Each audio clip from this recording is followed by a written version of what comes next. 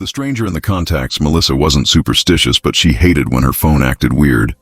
That night, lying in bed with her cat curled beside her, she scrolled through her contacts to double-check a coworker's number. That's when she noticed it. Between Mom and Mike, there was a name she didn't recognize. Daniel, don't answer. Her first thought, who the hell is Daniel? Curious, she clicked it. The number wasn't saved with an area code she recognized. Worse, there was a contact photo. Not of a person, but of her street. Specifically, the corner where the lamppost flickered every night. The photo was grainy, tilted, as if snapped secretly. Her chest tightened. She hadn't taken that photo. At 1:12 a.m., her phone buzzed. Daniel, don't answer. I can see your light is still on. Go to bed, Melissa. She dropped the phone, heart hammering. Then, against her better judgment, she went to the window. Across the street, beneath the flickering lamppost, a figure stood, motionless, watching. Buzz, Daniel, don't answer. You shouldn't have looked. Her phone screen dimmed. When she tried to delete the contact, her device froze. The last thing she saw before it went black was a new message. Check your closet. When police later searched the house after her panicked 911 call, the closet door was ajar. Nothing inside except a phone. The same model as hers, the same contact list. But her own number was saved there as Melissa, don't answer. Story 2. The message from the future Aaron was a skeptic. Conspiracies, ghost stories, paranormal chatter, none of it fazed him. Until the night he received a message from a number not in his contacts. Unknown. Don't take the freeway tomorrow. 8:17 a.m. crash. You won't survive. He laughed at first. Some prank, maybe spam. But the specificity made him uneasy. Morning came. Aaron, stubborn, chose the freeway anyway. At 8:15, traffic slowed. He checked his phone nervously. At 8:17, a semi-truck jackknifed 2 cars ahead, crushing vehicles in its path. Aaron slammed his brakes, stopping just short. The car that had been in the lane he almost switched to was obliterated. Shaking, he pulled to the side, heart in his throat. His phone buzzed again. Unknown. You're welcome. But you still can't avoid what's coming.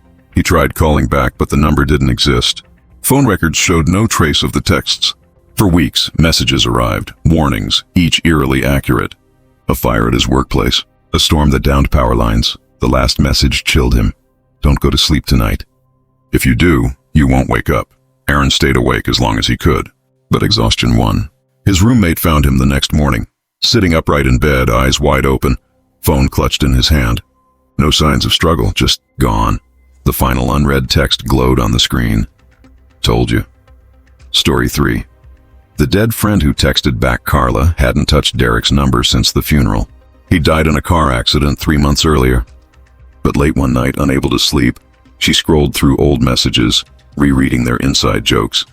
Then, pinged Derek. Miss me? She froze. She stared at the screen, willing it to vanish. But more came. It's cold here. Why did you let me drive that night? Check the spot where we used to meet. Tears blurred her eyes. She replied, hands trembling. Carla, this isn't funny.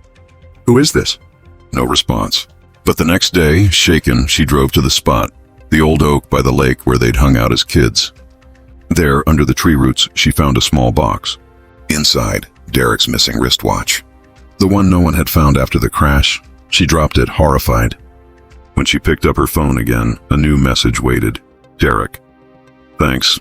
Now I can rest. The contact disappeared from her phone. She never saw it again. Story 4. The silent number James was a night shift security guard. Most nights were dull until the calls started. At 3:03 a.m., his phone buzzed, unknown. Just 3 dots, typing, then nothing.